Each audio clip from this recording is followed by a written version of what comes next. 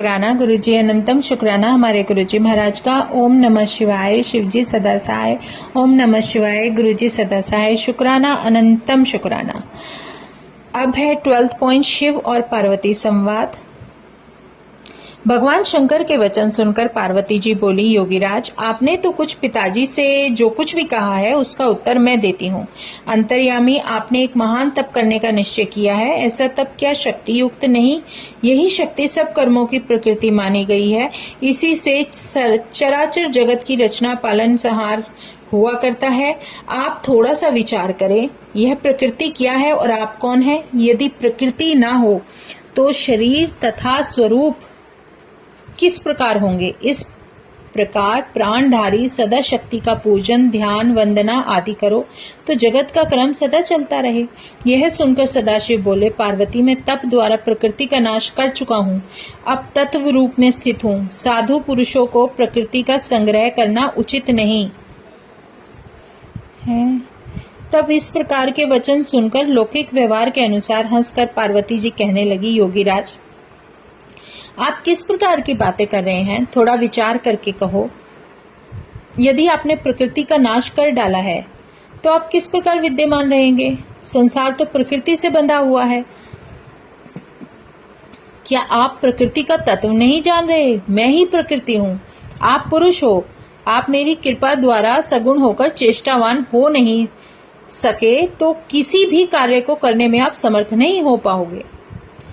तब इस प्रकार का साख्य शास्त्र के अनुसार श्री पार्वती जी के वचन सुनकर शिव जी बोले, हिमालय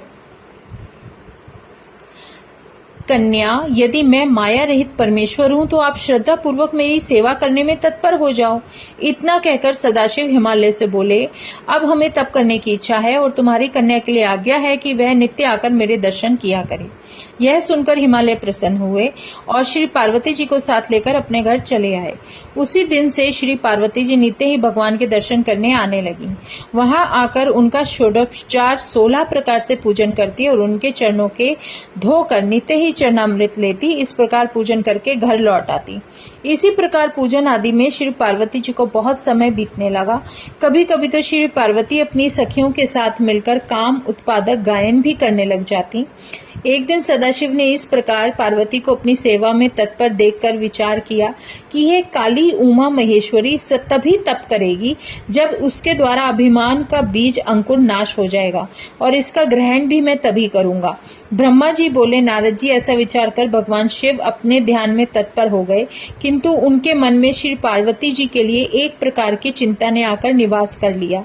उसी कारण वे गिरिजा को नित्य ही देखते और पार्वती जी भी बड़ी श्रद्धा एवं प्रेम से शिव चिंतन, पूजन एवं दर्शन नित्य करने लगी। इतना देखकर तारकासुर से पीड़ित हुए मुनि तथा इंद्रादिक देवताओं ने ब्रह्मा जी से कहा। ब्रह्मा जी ने कामदेव को आज्ञा दी। आज्ञा पाकर कामदेव वहां पहुंचा और अनेकों प्रकार की माया फैलाने लगा, किंतु भगवान रुद्र उससे कभी चलायमान न हुए, प्रत्युत काम को जलाकर भस्म कर डाला। अब है पॉइंट 13 जिसका हेडिंग है वज्रांग जन्म एवं पुत्र प्राप्ति वर मांगना। नारद जी कहने लगे, ब्रह्मा जी वह तारकासुर कौन था जिसने आकर देवताओं को पीड़ित कर दिया था? काम को सदाशिव ने कैसे भस्म कर दिया था? ब्रह्मा जी बोले, नारद मरीचि के पुत्र कश्यप जी हुए हैं जिनकी दक्ष की दिति आदि 13 स्त्रियां थी। अब सब में दिति बड़ी थी। उसमें हिरण्यकश्यप तथा हिरण्याक्ष 2 पुत्र हुए। इन दोनों को भगवान विष्णु ने 12 और नृसिंह रूप से धारण करके मार डाला। तब पुत्रों के मर जाने से दुखित होकर दिति ने फिर कश्यप जी से प्रार्थना की। उनकी सेवा के द्वारा उसे गर्भ रह गया। इंद्र ने यह जानकर उनके गर्भ में प्रवेश करके बालक को खंड खंड कर दिए, किंतु दिति के व्रत के प्रभाव से गर्भ के बालक की मृत्यु नहीं हुई। समय पूरा होने पर उसके गर्भ से 49 बालक उत्पन्न हुए। ये सब रुद्रगण हुए और शीघ्र ही स्वर्ग में चले गए। उसके बाद दीति फिर कश्यप जी के पास पहुंची और उन्हें प्रसन्न करने लगी। तब कश्यप जी बोले, हे दीति, शुद्ध होकर तप करो। 10,000 वर्ष पर्यंत तक तुम अपनी इच्छानुसार पुत्र प्राप्त कर सकोगी। यह सुनकर दीति ने श्रद्धा पूर्वक तप किया। जब उनका तप पूर्ण हो गया तो पति के द्वारा फिर गर्भवती हुई और इस बार उनका अत्यंत पराक्रमी वज्रांग नामक का पुत्र उत्पन्न हुआ। उसे माता ने आज्ञा दी कि देवताओं से युद्ध करो। तब माता की आज्ञा से युद्ध में सब देवताओं को जीतकर उसका राजा बन गया। दीति ने देखा कि यही पुत्र राजा बन गया है और सभी देवता इसके अधीन हैं। ऐसा देखकर वह अपने मन में अतीव प्रसन्न हुई। उसके बाद एक बार कश्यप जी को साथ लेकर ब्रह्मा जी वज्रांग के पास गए। उनके कहने से वज्रांग ने बंधन खोल दिए और कहने लगा, ब्रह्मा जी, मुझे राज्य से तो कोई प्रलोभन नहीं था, किंतु यदि इंद्र अपने स्वार्थ में आकर मेरी माता के बालकों को मारता रहा है, तभी तो मैं इसे जीत कर राज्य प्राप्त कर रहा हूँ। मुझे तो भोग विलास की इच्छा भी नहीं है और ये देवता लोग भी अपने किए कर्मों का फल पा चुके हैं। अब यह अपना राज्य फिर मुझसे ले सकते हैं। यह सब कुछ मैंने अपनी माता की आज्ञा से किया है। ब्रह्मा जी, आप मुझे सबका सार रूप तत्व का उपदेश करें जिससे मुझे सुख प्राप्त हो। नारद जी, यह सुनकर मैंने सात्विक तत्व समझाया और एक रूपवती स्त्री उत्पन्न करके वज्रांग को दे दी। इसके बाद हम दोनों वहां से चले गए और तभी से वज्रांग ने राक्षस स्वभाव त्याग दिया, पर उसकी स्त्री के हृदय में सात्विक भाव नहीं था। उसने काम भावना से बड़े प्रेम से पति की सेवा की। तब उसकी सेवा से प्रसन्न होकर वज्रांग बोला, प्राण प्रिय, कहो तुम क्या चाहती हो। यह सुनकर वह स्त्री कहने लगी, पतिदेव, यदि आप मुझ पर प्रसन्न हो तो त्रिलोकी को जीतने वाले महापराक्रमी विष्णु को भी पीड़ित करने वाला पुत्र दीजिए। ब्रह्मा जी बोले, नारद जी, इस प्रकार के वचन सुनकर द्वेष भाव से दूर रहने वाला वज्रांग व्याकुल होकर मन में विचार करने लगा। देवताओं के साथ वैर भाव करना ठीक नहीं। इधर यह देवताओं के साथ वैर भाव करना चाहती है। यदि केवल स्त्री की अभिलाषा पूर्ण कर दी तो सारे संसार के देवता एवं मुनि जनों को दुख उठाना पड़ेगा और यदि स्त्री की अभिलाषा पूर्ण ना हुई तो मैं नरक का गामी हो जाऊंगा। इस धर्म संकट में पड़कर उसने अपनी स्त्री की अभिलाषा पूर्ण कर देना उचित समझा। स्त्री के वचन में आकर उसने वैसा पुत्र देने का वर दे दिया। फिर स्वयं उसको पूरा करने के लिए अपनी इंद्रियों को वश में रखकर वज्रांग ने बहुत वर्षों तक कठोर तपस्या की। ब्रह्मा जी बोले, तब मैं भी प्रसन्न होकर उसके पास पहुंचा और उससे वर मांगने को कहा। तब उसने आकाश से मेरा दर्शन करके प्रणाम किया और उनके अनेक प्रकार से स्तुति करने लगा। फिर बोला, प्रभु, आप कृपा करके मुझे ऐसा पुत्र दो जो मेरी और अपनी माता का हित करने वाला, तप स्वरूप और सामर्थ्यवान रूपवान हो। मैंने तथास्तु कह दिया और अपने लोक को चला गया। अब 14 चैप्टर है, तारकासुर जन्म और उसका तप। ब्रह्मा जी बोले, नारद जी, कुछ समय बाद वज्रांग की पत्नी गर्भवती हो गई। समय पूर्ण होने पर बड़े लंबे चौड़े शरीर वाला अति पराक्रमी बालक उत्पन्न हुआ। उसके जन्म के समय सारे संसार में बड़े उपद्रव हुए। भयंकर गर्जना के साथ बिजलियां गिरने लगी, भूकंप आने लगे, पहाड़ कांपने लगे, नदी सरोवर आदि का जल उछलने लगा। बड़े जोर की आंधी हुंकार शब्द करती हुई चल पड़ी। सूर्य को राहु का ग्रास हुआ, इत्यादि अनेक उपद्रव होने लगे। कश्यप ऋषि ने उसका तारक नाम रखा। वह तारकासुर अत्यंत शीघ्रता के साथ वज्रांग के घर पलने लगा। थोड़े ही काल में वह पर्वत जैसे आकार वाला माता से तप करने की आज्ञा लेकर वहां से चला गया। तब प्रसन्न होकर माता ने आशीर्वाद देकर आज्ञा दी और बोला कि मन में देवताओं को जीतने की अभिलाषा रखकर गुरु जी के कहने के अनुसार मधुवन में चला गया और ब्रह्मा जी को प्रसन्न करने के लिए कठोर तप करने लगा। उसने हाथों को ऊंचा कर लिया और दृष्टि ऊपर की ओर कर ली। एक पांव पर खड़े रहकर एकाग्र मन से 100 वर्ष तक तप करता रहा। 100 वर्ष तक केवल अंगूठे के आधार पर खड़े रहकर तप किया। इसी प्रकार 100 वर्ष जलाहार से एवं 100 वर्ष वायु के आहार से उसने तप किया और 100 वर्ष जल में, 100 वर्ष थल में, 100 वर्ष अग्नि में ठहर कर तप किया। फिर 100 वर्ष पृथ्वी पर हथेली धारण करके और 100 वर्ष वृक्ष की शाखा पकड़कर, इसी प्रकार अनेक दुखों सहित सहज करके उसने तप करता रहा। तब उसको शरीर में बड़ा तेज निकलने लगा। उससे तो देवलोक भी जलने लग गए। यह देखकर देवता घबरा गए। फिर वे स्वयं तारकासुर के पास गया और उससे वर मांगने के लिए कहा। तारकासुर ने प्रणाम किया और बोला, हे भगवान, मुझे वरदान देते हैं तो पहले यह वर दे दो कि आपके रचे हुए संसार में मेरे समान तेजवान बाल्यवान कोई ना हो। दूसरा यह कि भगवान शंकर के वीर्य से जो बालक उत्पन्न हो उसी के ही चलाए हुए शास्त्र से मेरी मृत्यु हो। मतलब जो उसके पास शस्त्र हो, जो भगवान का पुत्र होगा, भगवान शंकर का पुत्र, और किसी भी प्रकार मेरी मृत्यु न हो। ब्रह्मा जी ने तथास्तु कह दिया और अपने लोक में चले आए। तब तो वह तारक अत्यंत उत्पन्न हुआ और प्रसन्न हुआ, फिर अपने घर लौट आया। उसके बाद ब्रह्मा जी की आज्ञा लेकर शुक्राचार्य ने दैत्यों को उसे राजा बना दिया और तारकासुर की उन्नति होने लगी। तीनों लोकों का राजा बनने की चाह में सबको दंड देता हुआ देवताओं को भी पीड़ित करने लगा। इंद्र ने डर कर ऐरावती खाना अपना खजाना सफेद रंग के 9 घोड़े दे दिए। ऋषियों ने डर के मारे कामधेनु एवं सूर्य ने उच्च श्रवा तथा अन्य देवता लोगों ने भी अपनी अपनी प्रिय अनेकों वस्तुएं दे दी। फिर उस दैत्यराज ने त्रिलोकी में ढूंढ ढूंढ कर उत्तम उत्तम वस्तुएं निकाल ली और समुद्रों ने तो डर के मारे अमूल्य रत्न दे दिए। पृथ्वी इसकी प्रजा के हित के लिए परिश्रम के बिना ही अनेकों अन्न आदि उत्पन्न करने लग गई। सूर्य भी इसके भय से उतना तपने लगा जिसने कभी किसी को कष्ट ना हो।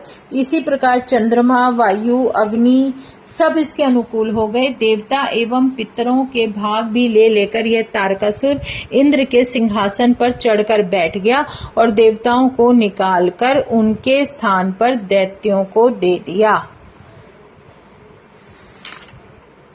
और अब है 15th, जिसका शीर्षक है तारक का स्वर्ग त्यागना। ब्रह्मा जी बोले, नारद जी, सारे देवता तारकासुर के डर के मारे ब्रह्मा जी के पास पहुंचकर प्रणाम करके स्तुति करके बोले, आप ही अपना दुख सुनाने लगे। देवता बोले, ब्रह्मा जी, आपने उस तारकासुर को वर दे दिया और तभी ये त्रिलोकी को जीतकर हम सबको स्वर्ग से निकालकर इंद्र के सिंहासन पर बैठ गया है। अब हम आपकी शरण में आए हैं, हमारे दुखों का नाश करो।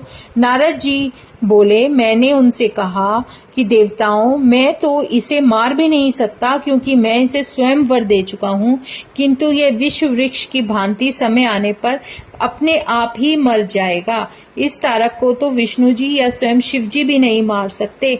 हाँ, यदि भगवान रुद्र के वीर्य से पुत्र जन्म हो तो वही इसे मारने में समर्थ होगा।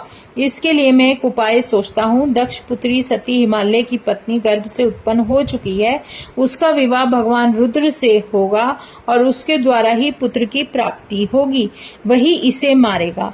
अब तुम भगवान रुद्र के साथ पृथ्वी का विवाह पार्वती माता के साथ कराने की चेष्टा करो और अब तो मैं स्वयं तारकासुर के पास जाकर उसे समझाता हूँ जिससे वह तुम्हें अपने अपने स्थान दे दे। ब्रह्मा जी बोले, इतना समझाकर मैंने सबको विदा कर दिया। स्वयं मैं भी तारकासुर के पास पहुंचा और समझाने लगा। मैंने कहा, पुत्र, मैंने तुमको इसलिए वर नहीं दिया था कि तुम अपनी सीमा से ही पार हो जाओ। यह स्वर्ग तो देवताओं का है, इस पर तुम्हारा राज्य करने का अधिकार नहीं है। तुम भी इसे शीघ्र ही छोड़कर पृथ्वी पर राज्य करो, नहीं तो दुख पाओगे। नारद जी इस प्रकार समझाकर अपने लोक चले गए। तारकासुर ने भी स्वर्ग छोड़ दिया और पृथ्वी पर आकर शोणित नगर में राज्य करने लगा। देवता मेरी आज्ञा से इंद्र के साथ स्वर्ग में चले गए। अब है 16th चैप्टर, कामदेव का शिव के समीप गमन। ब्रह्मा जी बोले, नारद जी, स्वर्ग में सब देवता मिलकर सलाह करने लगे कि किस प्रकार से भगवान रुद्र काम से युक्त होकर सती देवी से विवाह करें और शिव में काम उत्पत्ति के लिए कामदेव को भेजना चाहिए। सब ने कहा, ऐसा ही होना चाहिए। तब इंद्र ने कामदेव को स्मरण किया। कामदेव उस समय अपने दल बल के साथ वहां आकर इंद्र को प्रणाम करके बोला, सुरनाथ, आपने मुझे किस लिए याद किया है? इंद्र ने कहा, सुनो, तारक नाम का एक दैत्य है, ब्रह्मा जी से वर पाकर वह निर्भय हो रहा है, उसे कोई मार नहीं सकता। ये इतना दुष्ट है कि युद्ध में देवता लोग भी उससे डरकर भाग गए। इसकी मृत्यु भगवान रुद्र के पुत्र द्वारा होनी है। अब उनका पुत्र तभी होगा जब वे उमा के साथ विवाह करेंगे। श्री महादेव जी को मोहित करना तुम्हारा काम है, तभी वे उमा से प्रेम करेंगे। और सुनिए, श्री उमा देव जी भी नित्य ही पूजन के लिए उनके चरणों में पहुंचती हैं। उन दोनों का विवाह हो जाने से देवताओं का कार्य हो सकता है। और इंद्र के वचन सुनकर कामदेव बोला, हे स्वामी, मैं अवश्य इस कार्य को करूंगा। यह कहकर शिव माया से मोहित हो कामदेव बसंत आदि तथा अपनी पत्नी रति को लेकर उस स्थान पर गया जहां पर भगवान रुद्र तप कर रहे थे। अब है 17th काम द्वारा शिव को मोहित करने का प्रयत्न। ब्रह्मा जी बोले, नारद जी, यहाँ जाकर कामदेव अपनी माया फैलाने लगा। अतीव सुंदर वन उपवन करने लगा। बसंत की बहार खिल उठी, कोयलें मधुर शब्द करने लगी, शीतल मंद सुगंध पवन चल पड़ी, नदी सरोवर में कमल खिल गए और भौरे मधुर गुंजन करने लगे। काम साधनों को देखकर भगवान शंकर आश्चर्य में पड़ गए और उससे भी कठिन तपस्या करने में तत्पर हो गए। कामदेव के बसंत विहार के साधन से तो कुछ न बन सका। तब उसने रति स्त्री के साथ वहां 5 पुण्य पुष्प बाण लेकर भगवान शिव के बाईं ओर चला दिए। तब संपूर्ण विश्व को मुग्ध कर देने वाले उन बाणों ने वहां पर भी अपना प्रभाव नहीं दिखाया। इसके बाद हाव भाव से मिले श्रृंगार रस ने भी शिव शरीर पर आक्रमण कर दिया, किंतु वे भी शिव के हृदय तक पहुंचने में कहीं से भी मार्ग नहीं पा सके। प्रचंड अग्नि के समान तीसरे नेत्र को धारे हुए ध्यान मगन भगवान रुद्र को कोई मोहित नहीं कर सका।